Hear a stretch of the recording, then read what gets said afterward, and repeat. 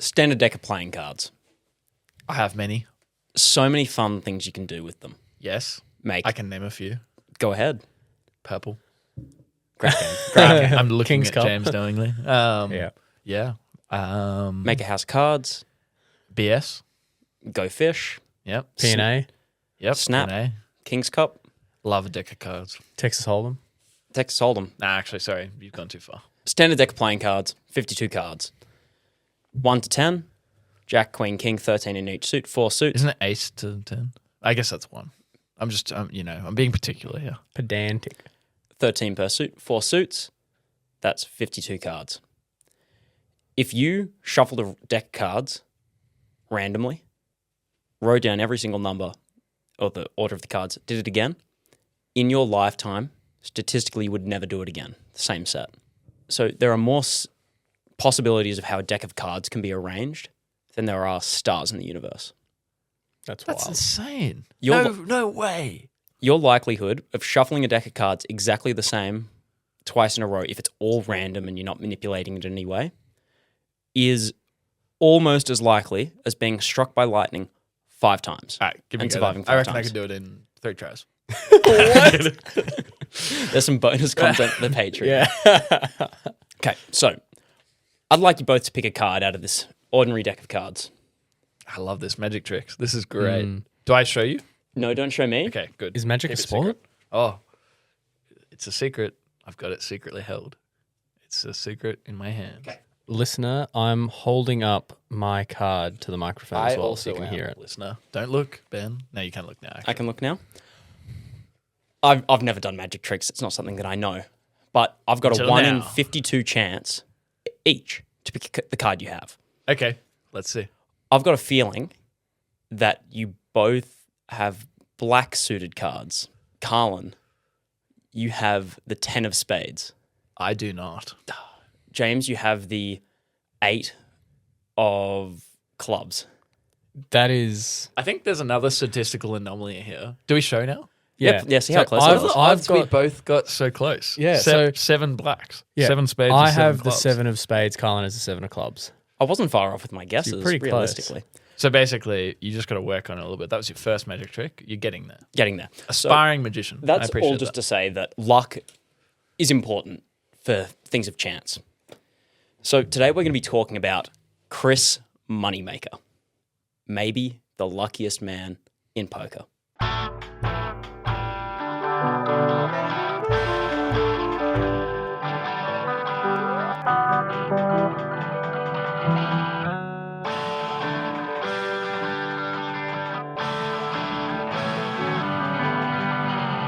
Hello and welcome to another episode of The Wild World of Sports, the podcast where 3 friends sit down. Friends. Sorry. Whoa.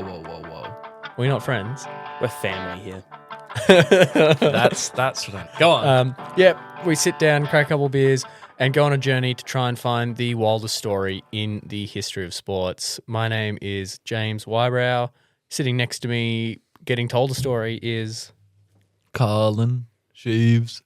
Wow, his real name. We got a real Whoa. name. He's given his name. Dox him. Is it real? What do you mean real name? I told you a fake name. Ooh. Gaslighting. Or am I? I don't know. Mandela effect.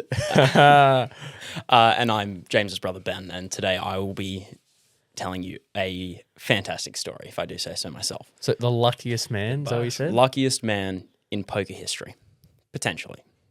Okay. It's a bold claim. Okay.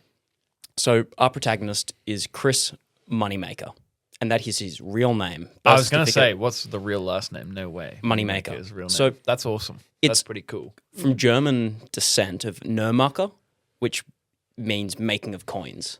So it's same as Smith being a blacksmith or Taylor being someone who made clothing. Is it supposed to be pronounced Moneymaker or is it like Moneymacher? No, it's Moneymaker. No, that makes sense as money maker because it's a translation. They did that a lot to like German names when they came over to the States and stuff after World War II. They wanted to like sort of change their last names a little bit. So he was born to do this. Born to make money. And he did work with money.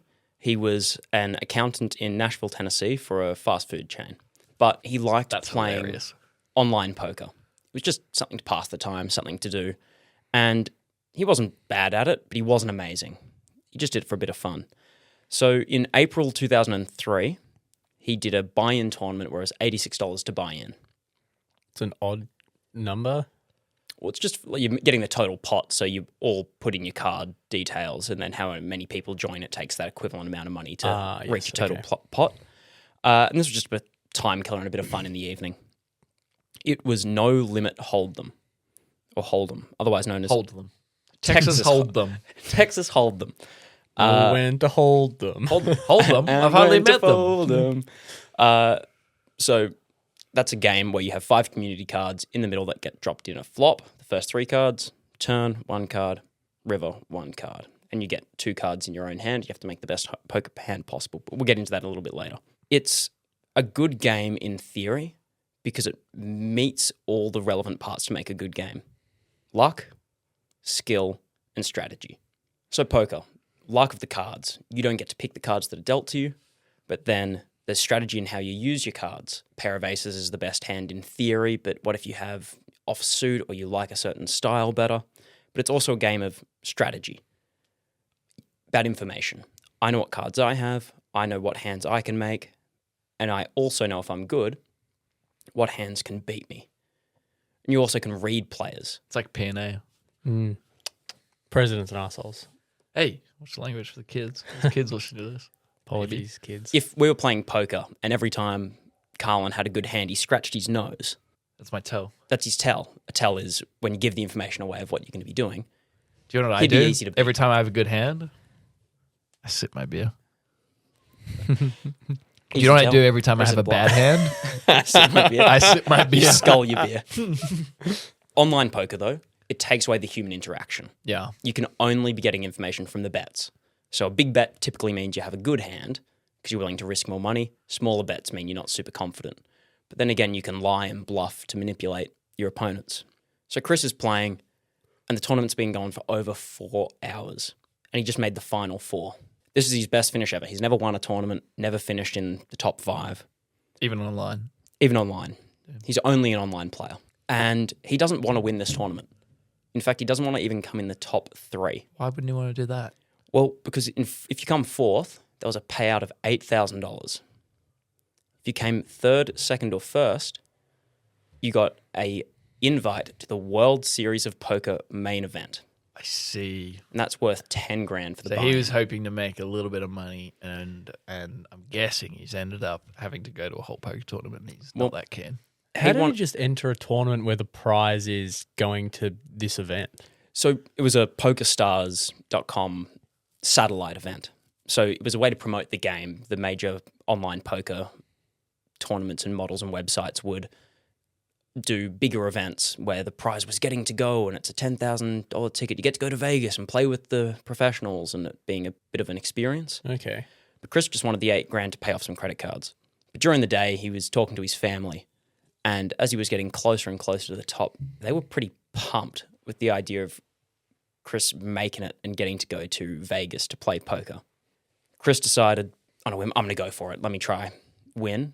And he gets a ticket. He finishes in the top 3. Then he's got a little bit of regret. He's not sure if he wants to go, thinking, these are professionals. I'm an amateur. I just play online. This was silly. I'm just losing money. There's no point. Maybe I can try get it refunded and get the money back.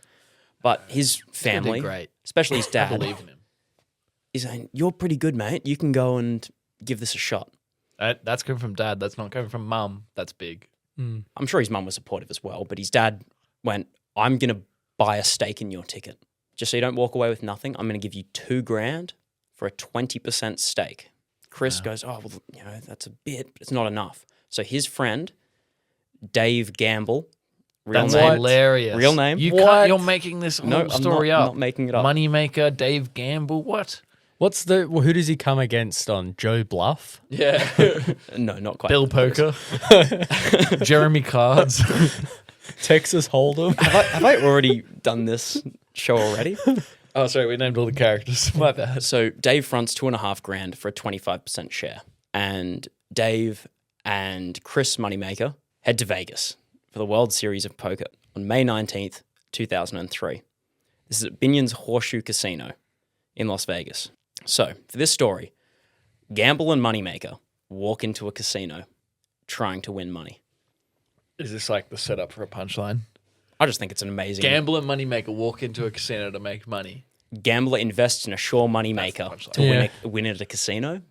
It's the punchline itself. Yeah, what's the chances of that realistically?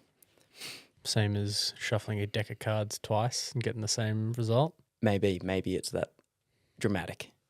So there was 839 competitors, all with a $10,000 buy-in or value of $10,000 if it was put up by an online company or tournament. To get into the money, you needed to finish in the top 63. So 63rd to 55th, 15K, and then you go to 20K for 54th to 46th. The next Who would nine. have thought finishing 63rd and something would get you, what, 15,000 you said? Yeah, 15,000. This isn't 10,000. Nuts. If And they that's are. like USD. The weirdest one This for is me what, was 2013, 2014? yeah, you said? 2003 US Oh, dollars. 2003. So That's still, okay, it's pre-financial Before the- crisis. But yeah, yeah. That is still... so Whew. if I you hope you invested his winnings in housing. if you came 12th or 11th, you got 80K. If you came 10th, you got 82,700. Seems like a weird number, but it's how it was. So no limits hold'em is a type of poker where, as in the name, there is no limits. So they won't ban certain people for having names like Moneymaker and No, such. they won't. No ban limits. that. So how it works is tables are of 9 players around the table, and you start with the left of the dealer, and they'll get a little button saying they're the on player.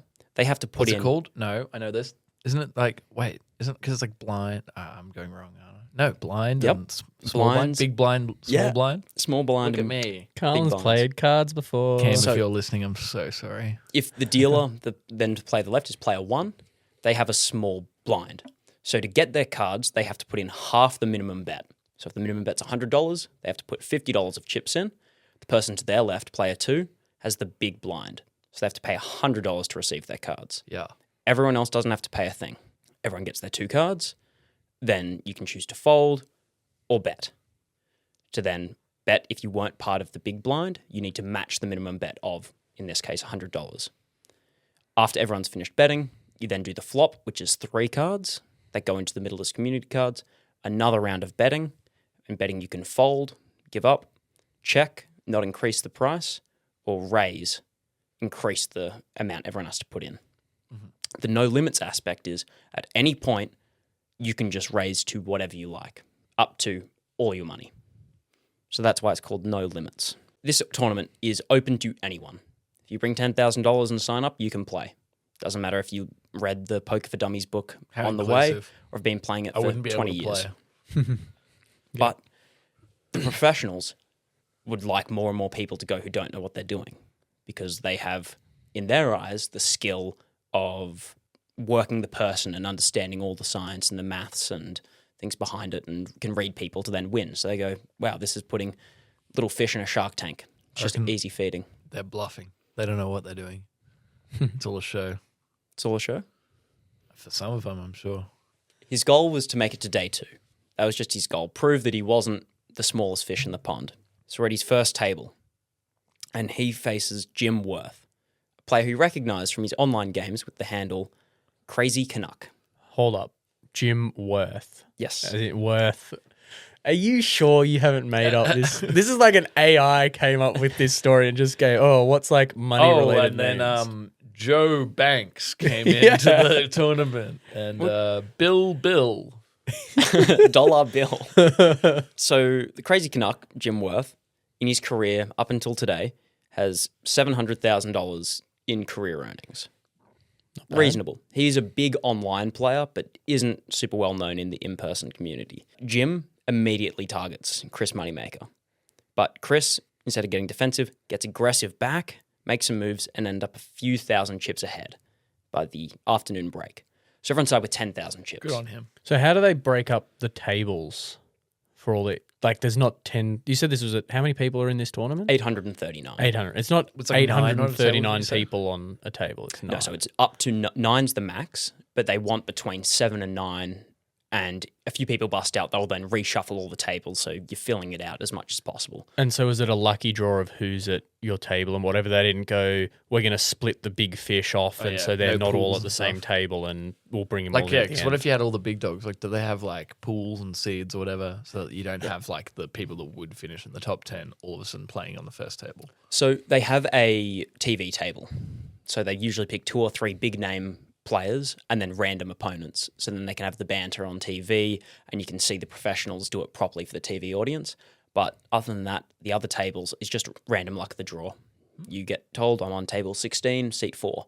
And then you show up and your chips are at your table with your name tag and you sit down and play with whoever you're playing against. By the afternoon break in play, Chris thinks he's figured everyone out at the table, except this one guy. This older gentleman that's pretty polite, friendly, but seems to be a pretty competent player. Then when he's looking around the room in a bit of off time, he looks on the wall and sees the past winners of the World Series of Poker main event. And he sees this guy, the same Boston Red Sox hat, and that's Dan Harrington. Finally, a real name. Dan Harrington won. That's totally made up. In 1995. He's been playing against him all day, didn't even know who he was. Harrington has a record career earnings of $6.6 million US up until today. So successful career. Later in the afternoon, early evening, they get moved tables just to shuffle everyone around as people have busted out of the tournament. And Chris... Actually, question. Yes. So, because you get put on a table, is it only like he who comes out on top from each table moves on to the next round? So only 1 out of maybe 9 is moving on. That's it. So if you're on that table, you better hope you win to move on. So the way the days work is you need to get to a certain point where an amount of people are out of the tournament. So the more people you have at a table, the faster people lose because you're buying in more regularly and more chips are changing hands. So if a table dropped down to 5 players, they would split those 5 and put them on other tables to make them 8 or 9 again. Right.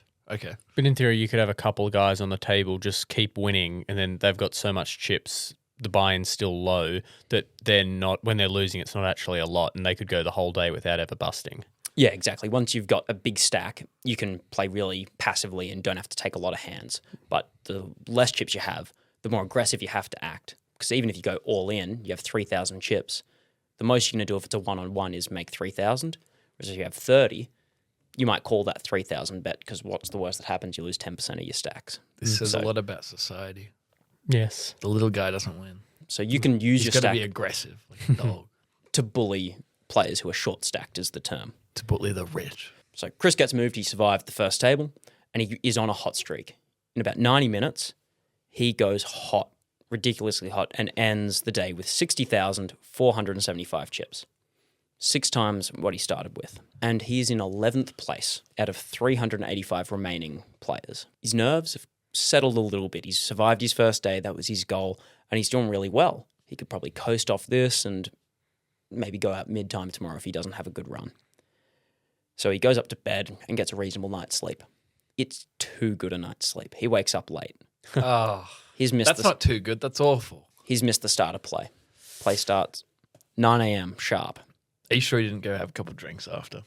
I probably did, maybe, but not relevant to this story. It is relevant. He's got to get there on time. Come on, do better, Moneymaker. So, the days, they are long, 13-hour days. So you're finishing after midnight. I don't know about you, but days last 24 hours. How about you, James? How long does your work day last? Doing math here, it starts at 9 a.m. and is 13 hours. That doesn't finish after midnight for me. It can finish after midnight.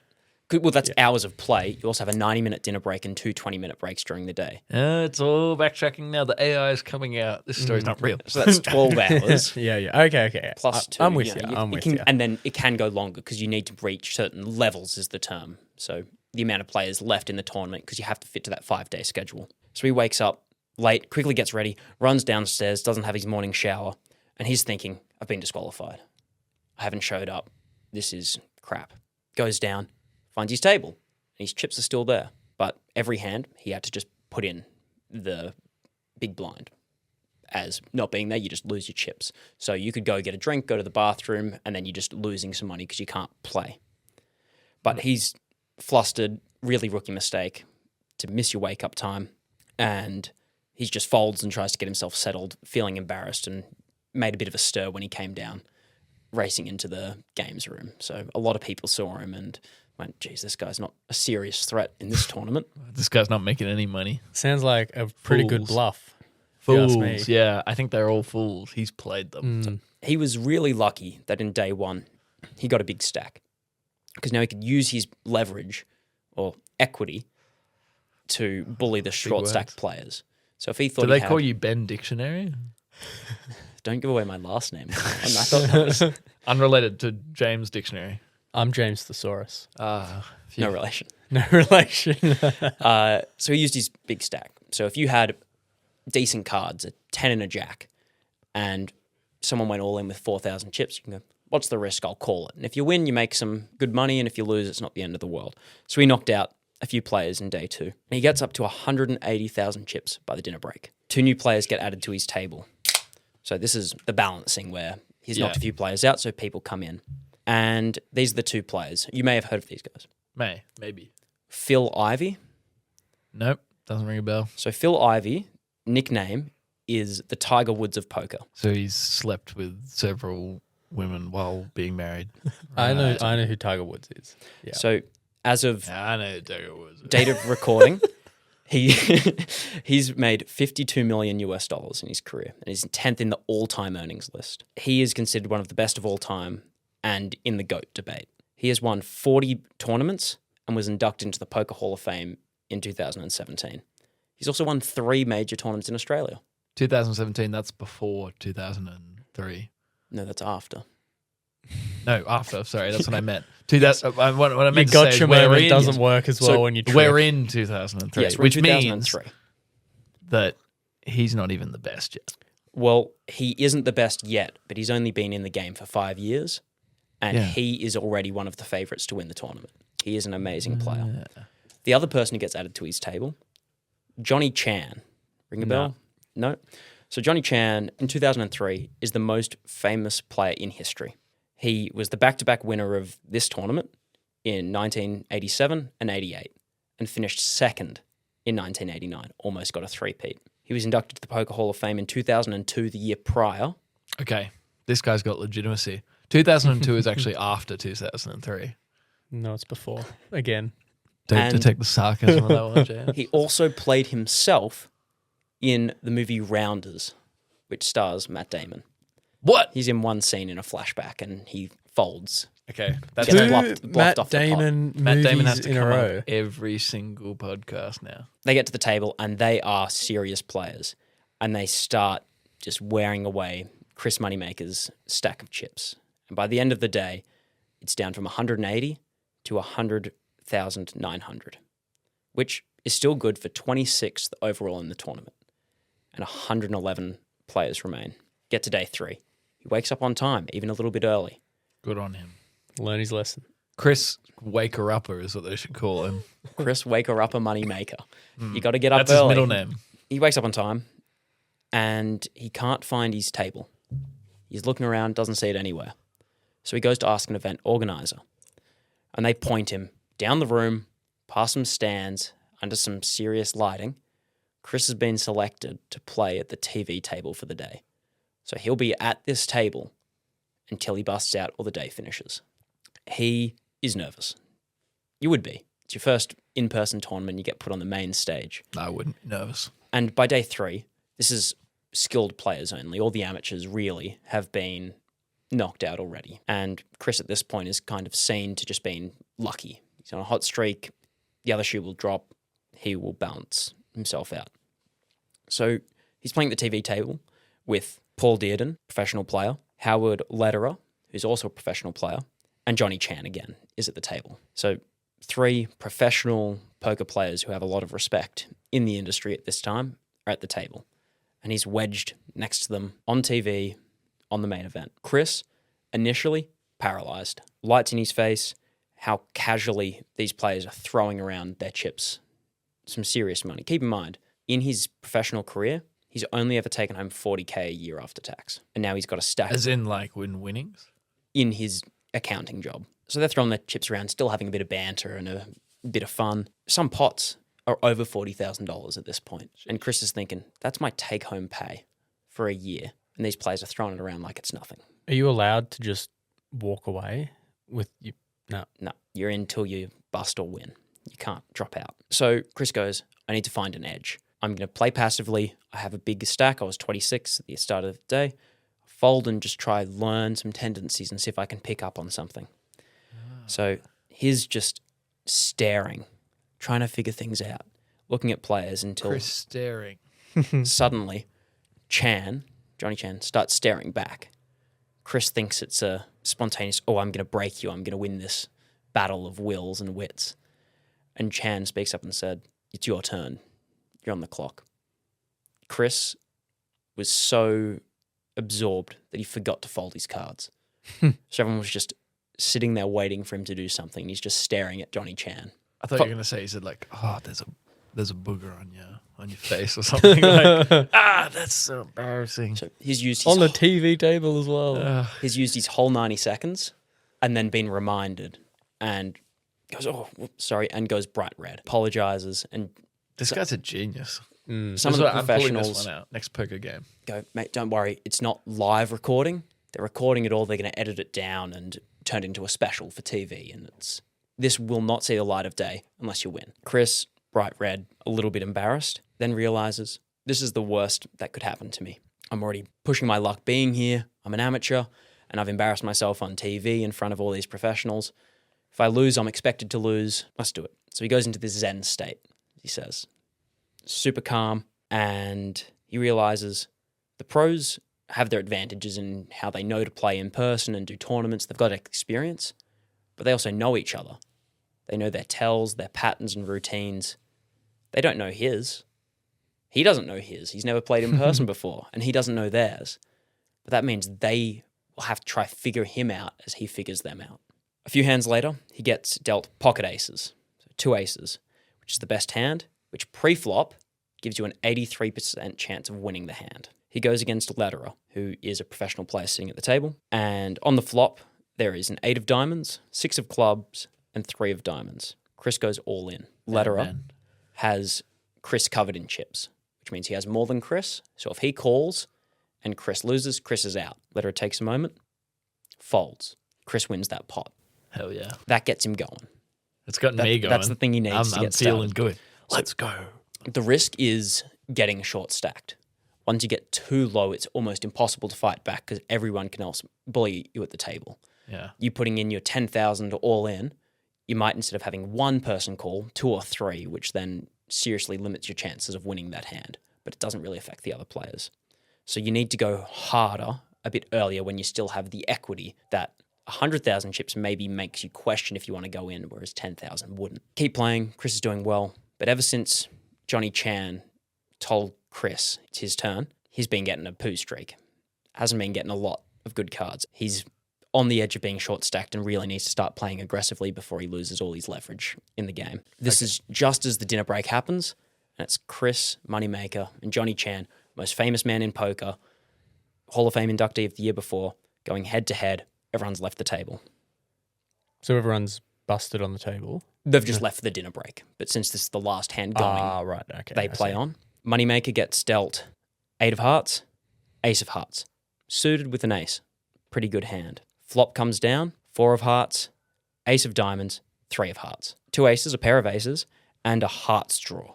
So one more heart would be a flush. So what's a hearts draw? Hearts draw is when you have 4 hearts, either in your hand or on the board, and you're drawing 4 hearts to then make your flush. So if you're drawing for something, it means you're 1 card away from a poker hand. Right. So even though the hearts aren't all in consecutive numbers, it's still, you'd have 5 of them. So he's... So 5 hearts is a flush, 5 consecutive cards is a straight, but if they're consecutive cards of the same suit, then it's a straight flush. And then the royal flush is ace, king, queen, jack, 10 of a suit. I see. So he's got a good hand. He's got a pair and the chance of a flush. So Chan raises from the flop. Chris goes all in. And Chan calls. So when you go all in and it's called, you both flip your cards at the current point if there's the turn or the river still remaining, or even the flop. So Chris sees Chan has King of Hearts and the 5 of Hearts. This gives Chris Moneymaker an 87% chance of winning. That's 13 from 100. That sounds bad luck. Moneymaker jumps out of his chair straight away and starts pacing around the room. He's winning. He's up against the most famous player. And he's lost his Zen state by this point. He's lost his Zen state. He's getting up and this. And the turn comes. That'd be my tell. I just freak out. 9 of hearts. Whoa. Which means Moneymaker wins with his flush draw. Yeah. I could see it coming. the It's been a crowd great story cheers. so far, but someone bowing out in a poker tournament partway through against the best in the world. I don't know if that's getting high on the board. Well, no, like that's the thing. He could have been telling a really good story, and then maybe it's like, and he bows out here, but then He goes I and don't beats know. a baby. It's like cards get ejected from the walls, and then everyone's heads are chopped off, and it's the craziest only time that people have been chopped off of heads with cards. I don't know. What's a crazy story? yeah. That Sorry. would be pretty crazy. You never know. So he Each wins. hand. And this puts him on the map for the tournament. Amateur, first tournament, busts out the most famous person in poker at the time. That's a big deal. And he finishes the day. So he's 6th overall, and 45 players remain. He's in the money. If he loses right now, he gets $25,000 paid out. So that's already success. Okay, yeah, big win for him. Every point from here, dubs. Can only go up, only gone better. And since he's 6th, he has a massive stack advantage of his chips that he could just play really conservatively, never play a hand, just fold and fold and fold. Other people knock themselves out and he might even get even more money. That's so crazy. Poker's crazy. We should get into it. Let's start gambling. Yeah, it's a great idea, but Day 4, this is when it gets serious. Every player left is getting more money than they entered with. People start playing a bit more conservatively, a bit tighter, and really watching their play a lot more and being a lot more analytical. And there's no more patience. It's all, come on, decisions, and there's real pressure now. Before the money, it's okay, whatever. If you lose it, I feel like if 100th I were or- them, I guess they're professionals. Just they're used to it. But like, wouldn't you be wanting to go into it strong to be able to make it to the point where now I'm making money? And yeah, you want to keep taking it seriously. I'd just be going strong throughout the whole thing. But it's like the bit where I'm like, okay, we've got to put the effort in. It's like that's at the start, and then after that, the rest of it, hey, it is what it is. But you're making it to the point that you make money. I guess doing 35 plus hours of poker in 3 days, if you're fully focused and concentrated, you'd be burnt out. I think That's true. You're running at 80%, not 100%. But Yeah, once I you get guess. to day 4 and 5, You're going going at against weaker 100%. opponents. So after knocking out Chan on the TV table, that's put a target on Chris's back. Professionals want to step in and go, he's just a lucky guy, doesn't know anything, he's not as good as us. So he gets targeted. He goes against Umberto Brenes. He's known as the Shark. And his name literally translates to the shark. I don't think so. Oh. I don't think so. But he is renowned for baiting people in. So Moneymaker gets pocket eights, and he puts in a bet after the flop. And Brenes puts in a bet. Chris goes all in. Turn the cards. The Shark, pair of aces. It's not looking good. It's a 92% chance the Shark wins from here. Turn, 8 of clubs. Saves him. He goes from a 92% down to a 96% chance of winning. Damn. So what are the cards on the table? Cards on the exactly? table are the 9 of diamonds, King of clubs, and 2 of diamonds. So rainbow, not all the same suit, Mm-hmm. and an 8 of clubs, which gives Chris a set or a 3 of a kind, which is better than a pair, even the best pair. So at this point, the Shark needs an ace, or he's out. Chris has him covered in chips. Last card, 4 of hearts. It's not nice. Knocks out the Shark. Gets all his chips. Big win for him, but it doesn't get rid of the idea that he's lucky. People think you're just lucky. Well, That's good. I mean, He wants to raise hang on it. to that as long as possible. If he went from a 92% chance to lose to then flipping it in one card to 96, something he has no control of. To be fair, yes, he is lucky. But that is a reputation he wants to hold as long as he possibly can. Because you It's like, underestimate the you lucky know, guy. Exactly. Like, he's just lucky. So it doesn't get the target off his back. If he started out playing then maybe they back off and respect him a little bit. But he still has this target. Lederer, the person he played in day 3 at the TV table, challenges him on a hand and goes all in. Chris thinks about it, folds. He doesn't know the cards, but on the TV coverage, he was beaten. He had no chance of winning that hand. Good fold. He just felt it. Scotty Nguyen, who's known as a cash game player, he wins the smaller tournaments. He doesn't do the big ones as well, but the smaller tournaments with smaller buy-ins with more amateur players, he just cleans them up. So he thinks, this amateur new guy, I'll have a go. Takes a go. Chris Moneymaker bluffs him off his hand when he didn't have a right winning it, steals the pot. Then Chuck Huang, who's a French millionaire, same situation. Chris bluffs him off his hand, and this time throws his cards face up to show the table that he was bluffing. That's like the old. You might as well just whip your dick out and drop your balls onto the table. Like, that's what you're doing when you throw your cards out and show everyone you've bluffed. So those who don't know, unless you go all in, you don't have to show your cards until you're forced to. So if you win the bluff, someone folds and you're all that's left, you don't have to show your cards. I mean, and you're advised not to because it was, oh, I was bluffing. See, I didn't have it. Or, see, my cards were really good. And they can get how you were interacting with that hand. But if it's consecutive hands, he knows he won off a bluff. Second hand, he wins off a bluff again. Do you throw them to go, was I bluffing both times? Just this time? Am I arrogant? Yeah, things. It is a power move, and it's pretty awesome. Power move. That, like, you have you ever played Bullshit? Yeah. Yeah, love that game. So halfway through day 4, they're having their break. Moneymaker, 516,000 chips, 6th overall, 22 players left. Current payout for the next player to drop, $45,000. He's looking great. He's gone well. He's won a few hands, had a big bluff, fairy tale story at this point. Then he faces up against Dutch Boyd. Dutch Boyd was a child genius who got a master's in law at 18. Damn. I thought you were going to say, made-up person. because you said another guy and he was a French millionaire, that you were going to say he was a Dutch millionaire, but Dutch was just his name. Dutch Boyd. He was a math whiz. He's the very analytical side of poker, knows exactly how many possibilities that can beat him, how many he beats, is really before his time. Poker now is a lot more analytical and poker engines determine exactly the best options every time. He plays a lot like that. He is the chip leader in the tournament, so he has Chris covered. Moneymaker gets pocket threes and small bets until the flop, 9 of hearts, 2 of clubs, and 5 of diamonds. We know from the TV that Moneymaker has a 51.5% chance of winning the hand post-flop. We don't know what Boyd has, so given that information, he's up. So he bets. Boyd stares Chris down and goes all in. Chris waits, watches, tries to figure him out. But in the end, just decides, doesn't make sense, and calls.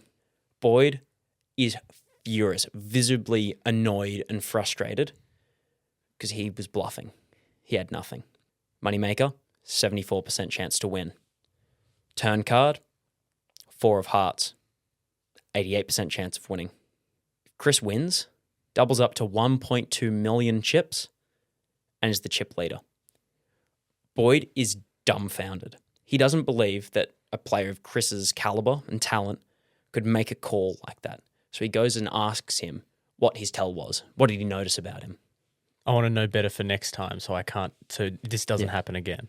And he was like, you look stupid. Chris said, and I quote, I just had a gut feeling. When I was doing this, I don't know why I wrote this, but I wrote, Boyd is analytical crying Wojak and Chris is based belly knows best Wojak. No, those are important editor's notes. I've done the same in my thing. That's a great description for audio as well. That'd piss you off so much. Like, how did you know? What was my tell? It's like, nothing. I just had a feeling. I'm just that kind of guy. I'm sorry, I'm already depicted you as the crying Wojak lost the hand, while I am the Chad winning belly believer.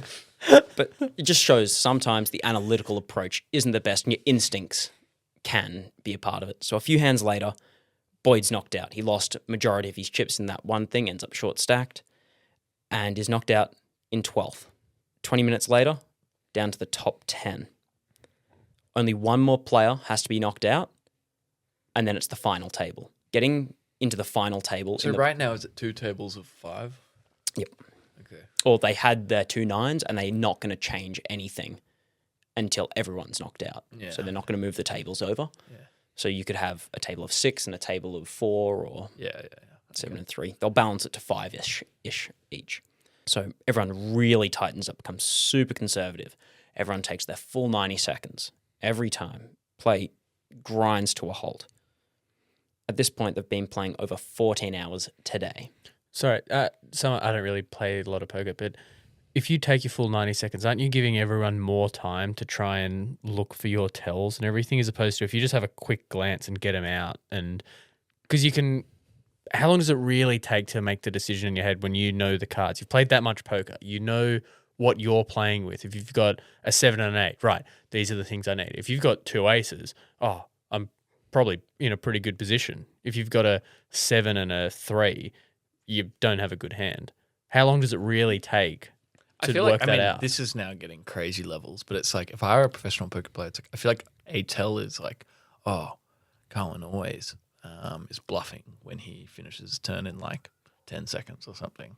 So it's like I would probably always wait my entire turn and then just do it right at the end, because that just at least offers that I always do my turn at the end, and that's no way to tell what I'm working on from it. So the question you bring up there is about cadence in the game. Some of the better players always hit the same marks, unless it's a really big decision, all in, tournament life on the line. They'll always go 29 seconds or as close to as they possibly can to then go, I'm not giving you any information. I'll sit there not doing anything and then make a call. And also, if you're reacting, you've raised me, I'm going to take my 90 seconds. I know what I'm going to do, but I'm going to try to think about what you did and why you've done it. And you're also using that time to read your opponents and react to their actions. And it's also a battle of fatigue. You've been sitting playing poker for 14 hours straight. You're getting up to 50 hours in 4 days. It's been 90 plus minutes of 10 people left. And Chris gets dealt ace, queen, hearts, diamonds. And on the flop, queen of hearts, spades, and the 6 of spades. Great flop. He's been flopped a set, a 3 of a kind. So Chris is in the driver's seat here.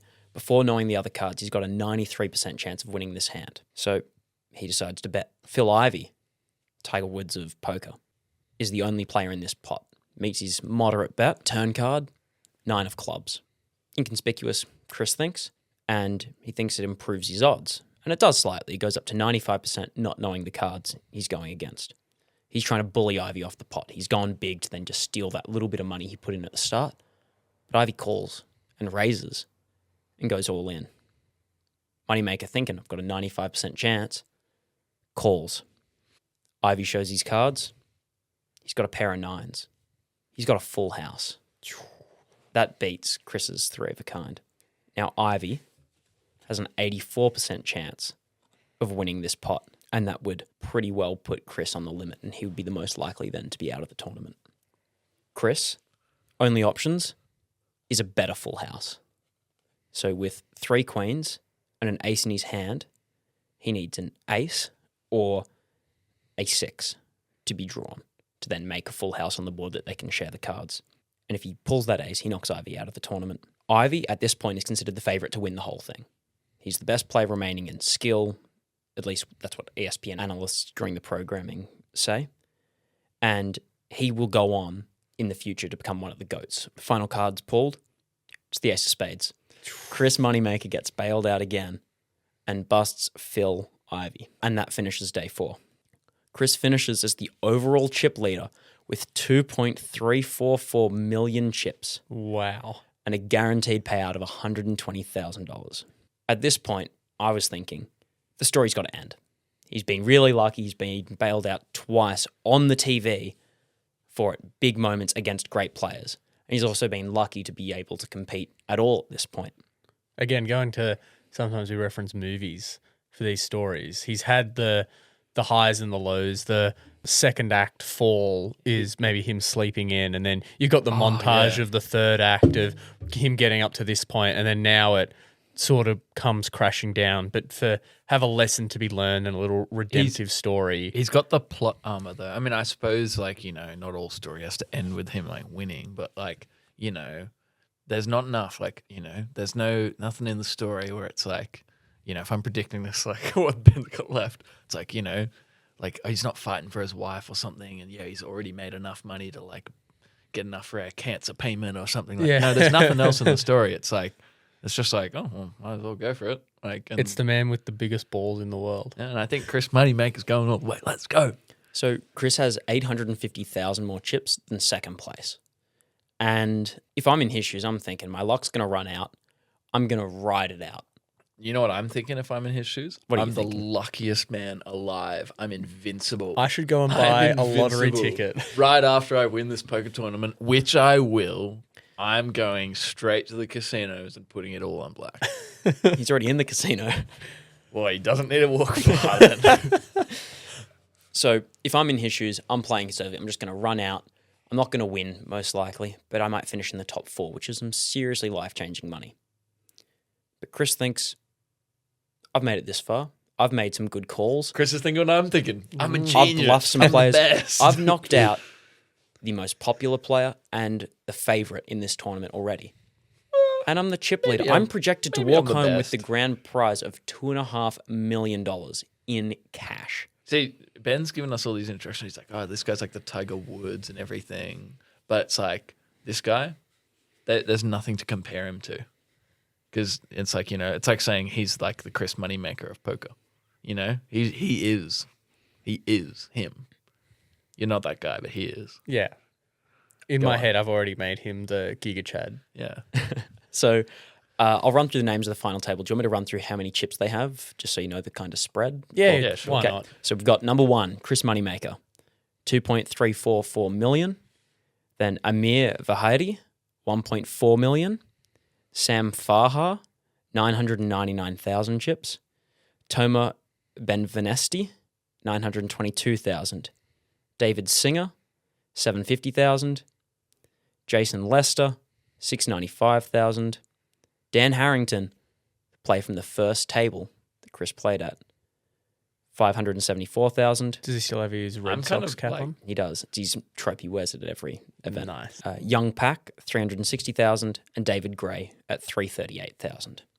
So that's a huge gap from Gray to Moneymaker. I could see a couple guys who he should be able to bully off the pot straight up. Day 5 All right. starts All right, professional poker player. the final table. I'm learning. So here. there's the crowd, and at this point, Chris's dad has come down to watch in person. Well, he's got a 20% stake in this. He does. He He's does like, have mate, what's the dad on track to earn right now if Chris bows out? Well, if he bows out next, 120,000 if he's the next to go. So Okay. for a 2,000 stake of 20%, 15,000 Yeah, it's good. he gets for a $2,000 investment. It's Yeah, pretty good. I'd take that. You make that deal? I'd make that deal. So the final day starts, and Singer gets knocked out early. Risked his chips, lost, and then gets put to a short stack and bullied off. And Then- Singer was like 4th most chips. He was 5th most. Then Chris busts Gray out. Vahedi and Pack get taken out by his opponents, and Vahedi was 2nd. He made some terrible calls. I watched the whole final table special. He made some horrible calls. The commentators were going, this is ridiculous. He should be banned for how crap he was playing. Like, they were really having to go at You him. actually watched the whole final table. Yeah, it's like a That's pretty 90-minute, 2-hour special. cool. Oh, that's exciting. Ben's putting in the homework. You didn't watch the whole I did not ultra watch marathon a 90 from your kilometer last. marathon that was very much rigged. And a lot of it, not Yeah. rigged, but lots of people were cheating. No, Well, I watch didn't it. watch my jousting event either. You guys don't put in the effort. Yeah. I tried to build a time machine. In the words of the commentator, Chris executes Ben Venesti and Lester in short order. So we've gone from 9 to 3. They have a break, or take a minute, the final 3, and they play a little interview in between them all and talk about their stories and all that. Harrington's still in. So we know Harrington. Harrington is in. Hell yeah. I'm rooting for him now. I'll stay with our boy Moneymaker. Thank you. I'm not going to change to the winner. Okay, and so Ben, you've got the third guy as your guy now. Sam Farha. Yeah. Now's a good time to talk about Harrington's play style. He is a super conservative, only goes into pots when he thinks he's got the best cards. So he'll wait, fold regularly, but when he has good cards, he plays, which then means when he plays, people think he has good cards. So on the rare chance that he bluffs, he usually succeeds with his bluffs. That's so smart. I don't know. That's never a play like that. I guess And be much of a game. Chris, knew him from the first table. He's a nice, polite, quiet, older gentleman. He's a nice guy. Then we have Sam Farha. Sam Farha is the textbook professional poker player. Charming, cunning, unflappable, Is and that extremely all textbook superstitious. poker player? He's always dressed in a nice suit and gives off the air that he's both a better person and richer than you. Wow. So Okay, that team seems like he's typical very poker player. superstitious. He always has a cigarette on him, but you're not allowed to smoke at this point. 2003, not allowed to smoke inside at casinos. So he just holds it with him. And if he loses a pot, throws it away, pulls a new one out. If he has a winning table and it ends the day, he won't change any of his clothes. He'll sleep in those clothes, get up and wear them again. He's like very superstitious. And I'm supposed to think this Fair guy's play. better than me, and he's wearing the clothes from yesterday today. He's throwing ciggies on the ground that he's not going to smoke. What? He's the classic poker player in movies and TV shows of the serious. Oh, I can throw around all this money; it means nothing to me. Yeah, okay. Kind of person. But his strategy is play as many hands as possible. He always wants to see the flop. He thinks the more I play against you, you may win 2,000 at a time, but I'm going to learn your game and I'll win all of it back in one go. So he wants to play a lot of games. And he does really well against good players because he understands their strategy and works against it. And he also is pretty good against loose players, or he calls them bad players. So players that don't hold their emotions very well or make weird decisions or just go a bit crazy. So at this point, he's the favourite to win. Harrington ends up being short stacked early. He's the lowest and he plays so conservatively and waiting to get good cards and doesn't get a good run. So he gets forced to play more aggressive and he challenges Moneymaker in a pot. Moneymaker has 10 of spades, 9 of clubs. Harrington has king of diamonds and 6 of clubs. They both bet. Flop comes down. 2 of diamonds, 6 of diamonds, and 10 of diamonds. Chris Moneymaker has a pair of 10s and Harrington has a pair of 6s. They both think they've got a reasonable pair. Harrington raises to 150,000 and Moneymaker re-raises to force Harrington to go all in. Harrington can't afford to lose 150,000 here, so he has to call. Harrington needs a diamond, a 6, or a king. If he gets a diamond, that's a flush. If he gets a king, that's a higher pair. And if he gets a 6, then it's 3 of a kind. So they're the ways he can beat Chris. And since Chris at this point has a 69% chance of winning, Harrington needs one of those 3 things or he's out. Ace of diamond gets drawn, which gives Harrington the draw for the flush. He needs one more diamond now. That's the ace of spades. Moneymaker wins, knocks him out. It's the final 2. It's a 1v1 versus Farha. It must be so weird when it just gets down to like 2 of you sitting at a poker table. Like how odd would that be? Like you're just there and you go, oh, I've played all these people in the tournament. Now it's just you and me. Just staring at each other. I know what you're thinking. So Moneymaker had almost a 2-to-1 chip advantage going into the showdown. He had 4.5 million and Farha only had 2.9 million. So big advantage. He's going in the favourite in just chip count. Yeah. So in the break, before they go to the final table, they both go to the bathroom. And in the bathroom, Chris Moneymaker goes, let's make a deal. Let's split the first and second prize pools, which comes to 1.9 million each. And we'll just play for the trophy and the bracelet you get for winning. Farha says, no, you're not a good enough player. I don't respect you enough to take that deal. I want the 2.5 million. They sit down and they go, we have to raise the tension more. Double doors open. Sharks men. come out. 4 men holding double-barreled shotguns. Okay, not far What off. the corner, a man holding a tatty cardboard box. Imagine, the box you get where it's like you're being fired, clear out your office, those cardboard boxes, full with the $2.5 million in cash. Fun fact, So it's tradition at the Did you Binions say Casino. before these people came out with the box, those guys with sawn off shotguns? Is that Yes, to protect the money. Okay. Yeah, I was kind of thinking, yeah, that's what it's for. But I'm sorry, what? Yeah, America. traditional. That's not coming back into the story again. There's No, just this is it's just them bringing the tradition. money. Well, they stood guard it guard with at sawed-off the table. shotguns. That's American tradition. Okay, Well, the yeah, tradition of the okay. casino was to any winnings in cash were given in a cardboard box. Protected by two members, sawn-off shotguns. When it was that's just for the World Series of Pro Protectors. $2.5 million in cash, just sitting on the table between the two players, right on the side. You can smell it. Chris said you could smell the money. There was that much of it. What did it smell like? Money. He would know. He made Yeah, it. Moneymaker. So, showdown. This is after 11 hours of poker already today. We're 90 minutes in and 26 hands. Nothing major's happened. It's just been a few pots, people folding or really small bets. Not a lot happens. Though Faha has evened out the chips. Moneymaker at 4.6 million and Faha's on 3.7 million. There's two big hands left. I'll run you through them. And I brought some cards. I love the interactive components. We got some props. It's my favorite bit. Listener, Hands wherever out. you are, Hands are out. grab a deck of cards. If you're driving, stop driving. Or no, keep driving To the shops. To the closest shops where you can buy a deck of cards and in No. the parking lot. Pull So- over, like the podcast.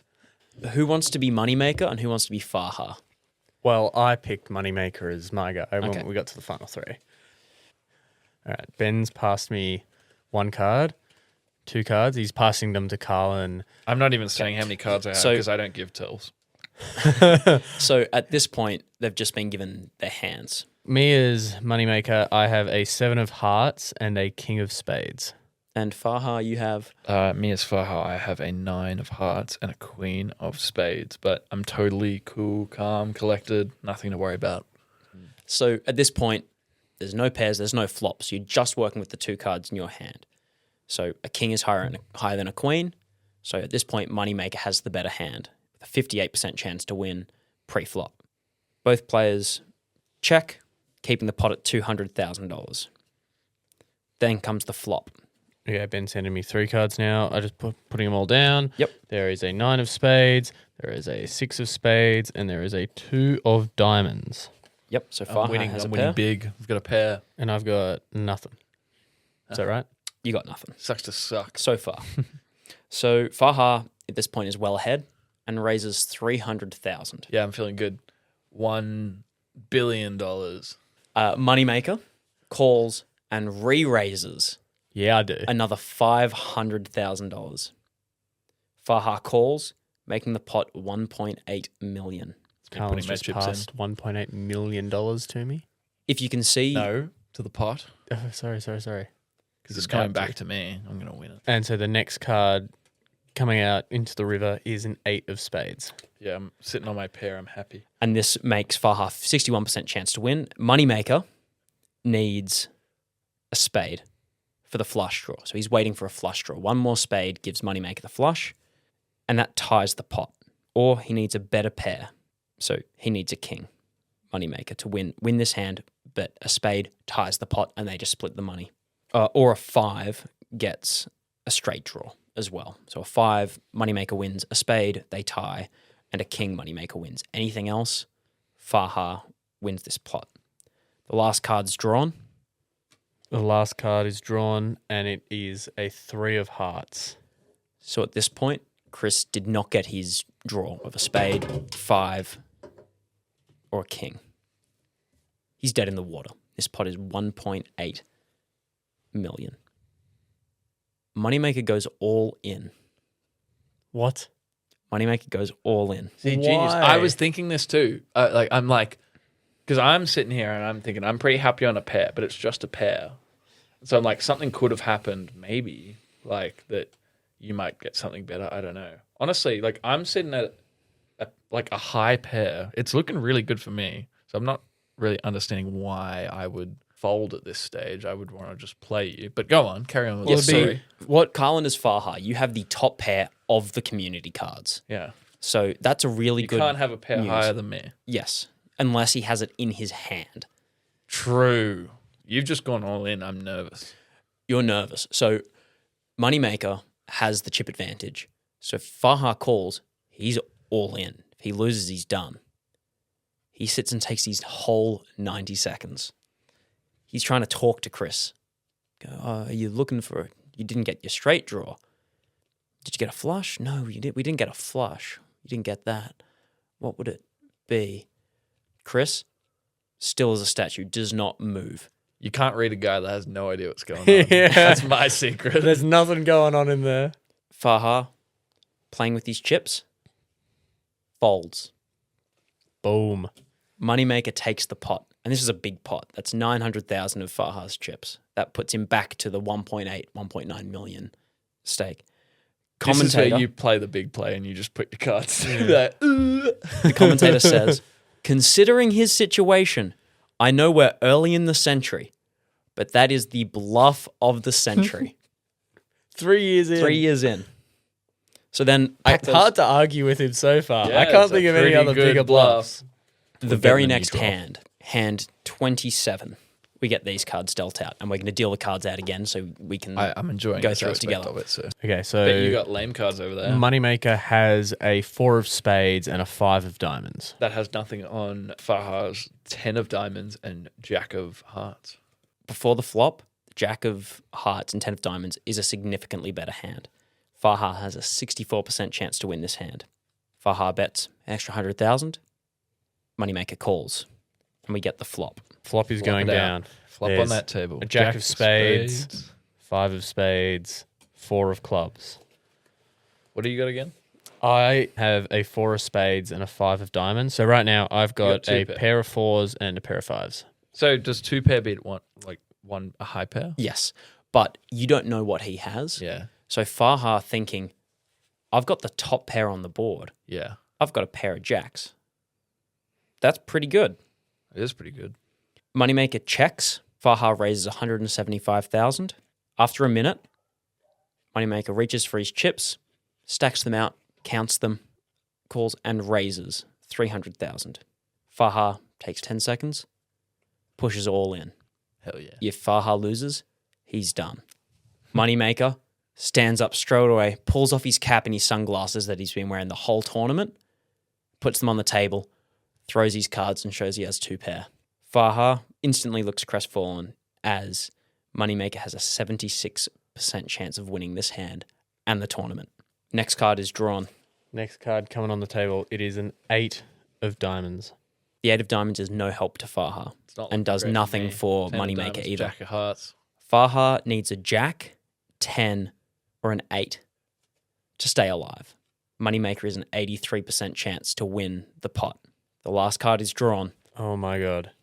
It's a 5 of hearts. You've got a 3 of a kind? Is that 3 of a kind and a pair. Which is a full house. Damn. Moneymaker on the river pulls a full house and wins the World Series of Poker 2003 main event worth $2.5 million on his first attempt and his first ever in-person event. Wow.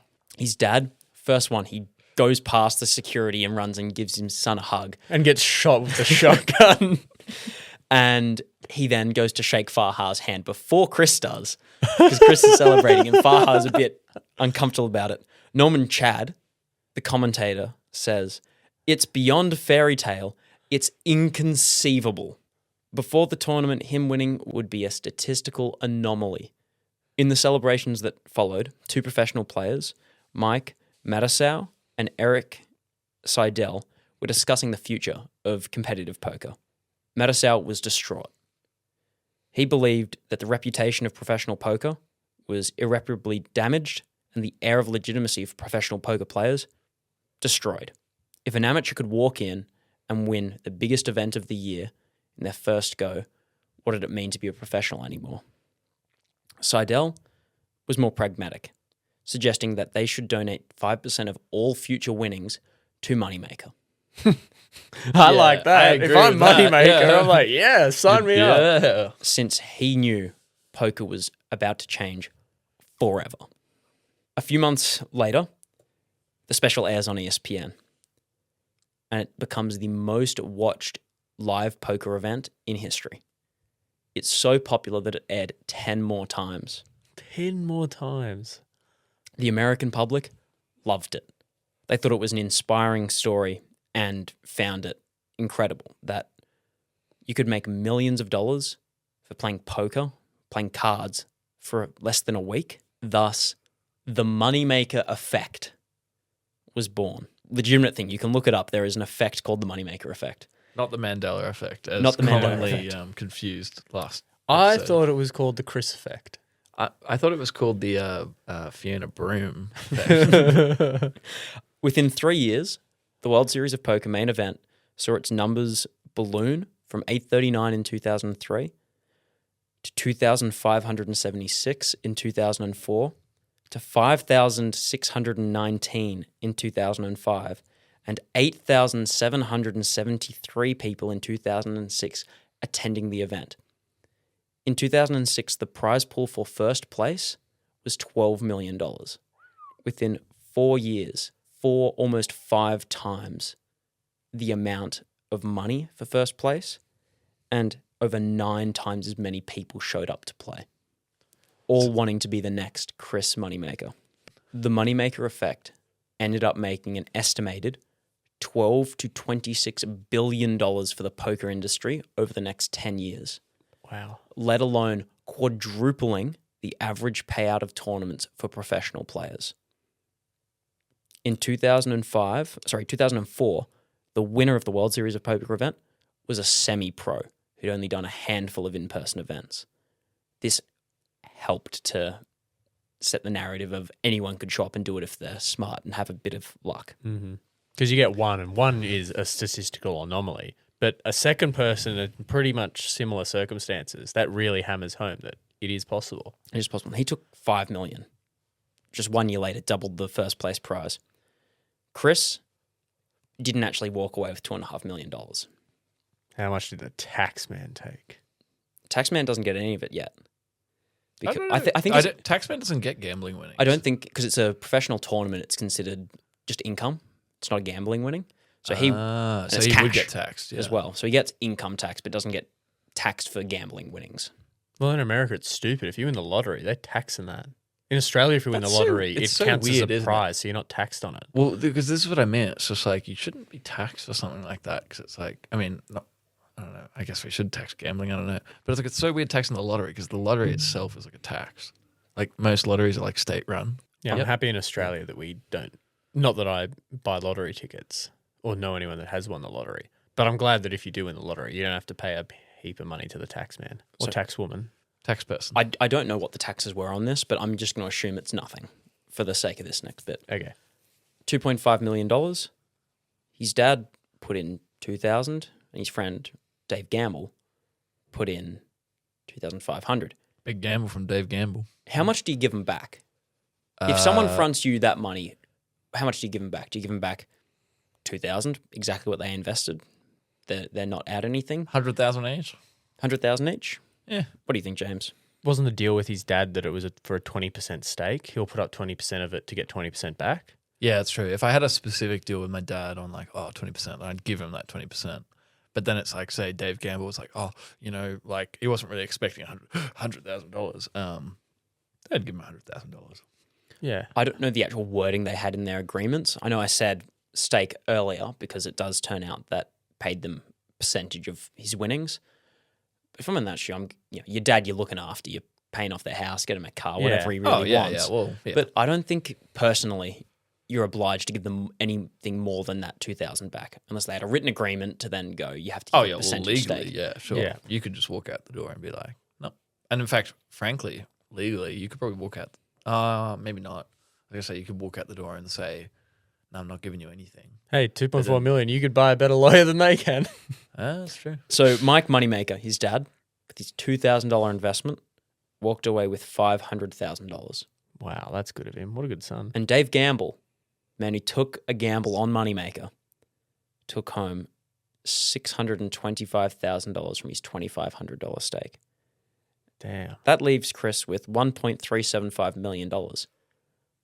Pretty amazing haul, Yeah. considering it was a $86 buy-in to the tournament that got him a ticket here. Wow. And you know what? I'd go on a holiday with the two of them, my two investors. The splitting of this money isn't done yet.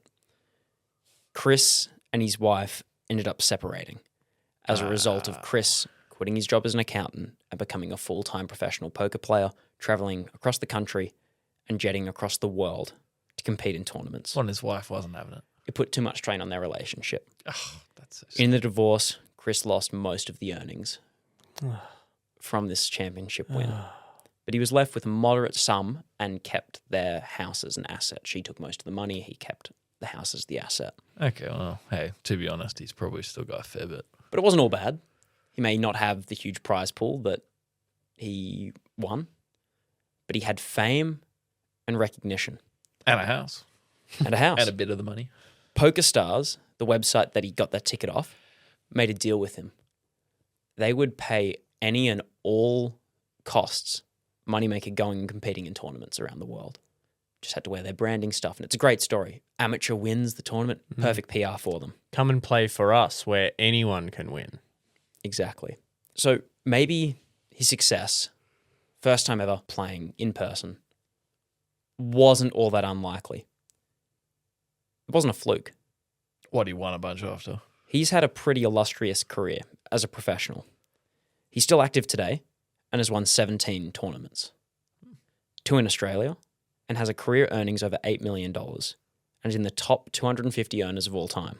In 2019, he was also inducted into the Poker Hall of Fame. Hell yeah. Took him long enough. Surely you induct him in after that win. They have a minimum age requirement of 40, Oh, okay. and I think he was 27 at the time of the Right, so they just had to tournament. wait until he was... What's that, 16 extra years. So he's still over the limit, but he wasn't put in for a while as people questioned his record and statistics weren't as great as a lot of the people in the Hall of Fame. But eventually he got in and they added a new metric to the Hall of Fame, which is contribution to the game. That should be the whole thing, but... Well, it was you had to, I think the requirements were you're competing at the highest level for a long time, you get the respect of other players, you've won things, and then you've contributed to the game. So considering that he's responsible for $400 million plus of winnings for other players, and he was beloved by so many people and was a regular member in public casinos willing to play with anyone, he was inducted. The people's Part of the champ. reason was for making the poker boom. He's the people's champ. So I want to ask you a question. I've got my answer. What were the chances of Moneymaker winning that event? Was it a 1 in 839? Well, I Or- would call it a 1 in 1 because he won it. 1 in 1? 1 in 10,000? If you consider the experience, the ability going into it, he's How many probably a people 1 in were a at the million comp? shot. 839. 839. So I probably 839? Yeah, okay. It's more than 1 in a million because of how many other times do these professional guys win? How many other times does Harrington win that tournament? A lot. How many times does the guy who's in the final? How many times does anyone else randomly do it? You started the episode saying it takes this many times if you shuffle a deck of cards, more stars in a universe. That's the chances. More stars than there are in the universe. Okay. 2 fair answers. No, okay. Actually, I want to change it. 'Cause if You James went is going, from 1 in 1. Okay, can We've I? gone two okay, you've gone polar 1 opposites. in 1 to 1 in 839. to now, if James is going 1 in all of the stars in the universe, I'm going to go 1 in all the atoms in the universe. Okay. I'm going to give you the right answer. We make all these numbers to try help us understand. In reality, it was a 50-50. Either he won or he didn't. So I was closest as my first guess. You were close with your first one. Damn it. And Moneymaker did say it was a 50-50. Either I was going to win or I wasn't. Well, that's everything, isn't it? I either do or I don't. So that is the story of Chris Moneymaker. I vehemently disagree with the way he said that is not how numbers and statistics work. 2 options. He wins or he doesn't. It's 50-50. All right. We'll let you I and get the it. audience I decide. get it. But I What a madman. disagree. But He's wow. a champion in poker, not in statistics. Maybe he's an accountant. He knows numbers pretty well. Well, on the listeners deciding, we better decide where this ranks. Right after the break.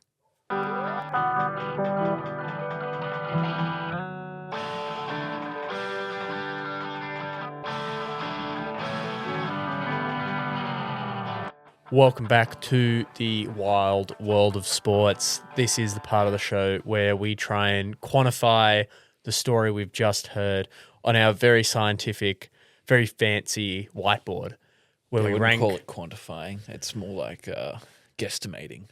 guesstimating. Well, with all the statistical stuff we just heard, we're trying to rank it between wild and mild to see. It's probably 50-50, I don't know. Yeah, to find the wildest story in the world of sports. This is pretty wild. It's pretty wild. And I'm going to be entirely honest. I might be out here saying this. I think it's the most wild yet. Because simply the fact that, first of all, like the whole story is crazy. Why is his name Moneymaker? Oh, that's perfect. The odds of that happening. First of all, we got the statistics. Does Actually, he win the competition? Carlin, the odds of that being his name are 50-50. It's either his name or it's Oh, not. you're right. You're totally right. It's probably more I because think his parents are probably Moneymakers. So I it's think the almost odds are certain. 1 in 1. He was already born, and they went, "This guy, Moneymaker," because that's our last name. So his name is Moneymaker. So actually- it was actually 1 in 1. I can't put this actually at the top because it's not that wild. It was only a 50-50 chance of it happening. It's a 50-50 chance of being our most wild story. It either is or it isn't. Yeah. No, I'm genuinely, and I honestly think Goodell would get down a little bit. Get down Get a little down bit. Get there. down. There's Like, so much room at the Smack top, that though. stuff up there. No, but he can get out of here because that is insane. Okay, well, the we guy can't- called Moneymaker. The fact that there's gamble, Yes. Moneymaker, The whole Worth, story, like tons of literally, you're players. questioning it's being made up by AI because this story is insane. And it's not just that the luck that it doesn't just happen once or twice. He rode the luck Oh yeah, over and over and several over, again times, and again and again. like a couple of hands, like yeah, and we're playing in a game of luck. Well, I suppose a game of luck. Football could be a game of luck if you talk about it like that, I suppose. But his name's Moneymaker, and he's just won the whole thing. Like it's just the story is perfect. It's got to go up here. I I think- think 60 hours of poker as well. I don't know if you guys have ever played poker properly, but I usually find it, you play a few hands, everyone just goes all in. And Yeah, you I'm give all up. in 6 minutes. Yeah. So Plus, that's as a well, lot of I mean, effort. it's kind of wholesome because it's like, okay, he could. This is how the story could end. He loses all the money, I don't know, making bad investments and stuff, and we never hear of him again. And the story's really hazy, and it's hard to find out information because he's disappeared into obscurity. But no, the story gets better. He goes on to become a professional poker player, inducted into the Hall of Fame. Like his wife leaves him because he's just too dang successful for her. He's like, no, she can't do it. Can't do it. You're too successful. This story is insane. It's got to go up the top. Yeah, Ben, you're in agreement that it's the wildest we've had. I do think it's the wildest story. It's just I can't say 1 in a billion now. It's a 50-50, but No, it's pretty insane. I think it goes up there. Every aspect of it is just what are the chances of that happening? I just think, imagine you play Madden or FIFA on your Xbox or PlayStation, and then all of a sudden you start playing and you win the World Cup. Or you're playing tennis, you suddenly go out and you're in the final of the Australian Open. It just doesn't happen in sports that you first time rocking up and you can be the best at the event. and it's like you started with. Poker's a great game because it combines the 3 things that you need to make a great game. You need skill, you need strategy, and you need luck. He rode his luck really well, but he had a lot of skill and he had a lot of strategy. It was a combination of all 3 that took him there. He couldn't have got there purely just on luck. But that's what adds so much to the story is that juicy luck. But he couldn't have gotten there without it. His that's true. pure strategy and pure skill couldn't take him there. Yeah. And he even was unlucky at the start. Or how much you want to put on luck as sleeping through your alarm or not getting up. Oh, yeah. I forgot about that whole bit. Like, yeah, no, he's fallen asleep and like come up late to the thing. But then he's lucky he's gotten enough chips from earlier, like the day before. Could have all been over. What's that calculation? Luck is hard work times opportunity or something like that? I don't know. Sounds like a load of BS made What's up by the- statisticians. When Statisticians perspiration aren't out here winning tournaments, am I right? Oh. Preparation meets perspiration. The harder you work, you're going to get an opportunity to succeed. But I don't think that Fortune really favours the bold. I don't think that really applies here. He was just a casual poker player online for fun. It's not like he was really a professional before this event as well. But then he just switched something on and had that innate ability to Of luck. work under the pressure. Okay, I think the only question left is, do we break new ground here? And if you're listening, you haven't You can find our socials at Wild World of Sports. You'll be able to see the board that we're talking about here. It's a great visual. At the top, if you haven't seen it, wild in big letters with a line, and then we've got the list. We've got another line and then mild. Are we going to the top of the line or are we going above? Are we putting this above wild? There's not much room, but is it that? Are we calling the shot this early that this is, because we can put it right at the top of the line and then we could sneak some stuff in on top of wild, or do we want to call it now and put it way at the top? I mean, it's just pretty crazy. I wanted to put him far up, but I mean, How far there's going to be a far? wild story. Like, I'm sure we can top it. I'm Because sure if we factor in a sport or in a circumstance why something's more wild, I'm sure we could find a way to put something more wild. Yeah, In a vacuum. I think we'll top it. I'm feeling confident. I'm just feeling super excited because it's quite a wild story. And I want to slap it really far up. I think on the line. I think something could break the system. All right. I'll put it right up there, just touching the line. So there's space that we won't be on the wild, but it's well above. If this is a chart from 100 to 0, Chris Moneymakers 100, Eddie Goodell's 75, Carlos Raposo's 50, and Sergio is 25%, and the jousting at St. Anglever is just under Raposo. It's coming together. I think Moneymaker is well above Goodell, and Goodell's well above the others. There's a lot of room in between, though, for some other stories to fill in and fill out the board. We have to start going horizontally. The system's going to get very confusing. We need your help. Please help us. Yeah. If you don't like the system, let us know. Give us a better system. Or let us know what you think or how things should rate. Or if you've got a great story that you think is better than Moneymaker, let us know. We've got some cooking up, but if you've got a great one, let us know. Let us know at Wild World of Sport. Where at, Ben? Facebook, The internet. Instagram. Google Plus. Where No, you find, they got you there. Oh, You think we learned by now that it's never Google Plus? Well, sorry, not yet. It's coming. I'm on the phone multiple They're going times to a start day. paying us. The amount of times we mention We're them. plugging them, yeah. We got the Google AI last episode, We're Google gonna- plus this one. We should, start a Twitch or something so we can have a live audience interaction telling us how wild things are.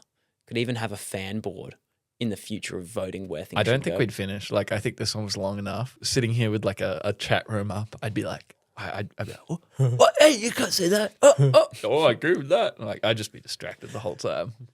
What a story, though. Yeah. All right. Well, I'm happy with that. Top of the board for now. I'm noticing a trend. The top two stories so far have. Oh, didn't we talk Oh. about this? Yeah, Didn't we literally talked about it in last theory? episode. Yeah, no, it's not about that. No, it's not. We about gotta shame him. stories. We gotta find some more wild stories. But if you think Ben is the best storyteller, then let him know in the comments. If you think he's the worst, let us know in the comments. If you think someone else is, let us know in the comments. Engagement, people. Engagement. Like, follow, subscribe at Wild World of Sport on all your socials and wherever you get your podcasts. I'm James Whybrow. I'm Ben, James's brother. First name wild, last name storyteller. Wild storyteller. Also Carlin. I like it. Thanks, guys. Yep. Thanks for joining us. We'll catch you for the next wild story. Ciao. Bye.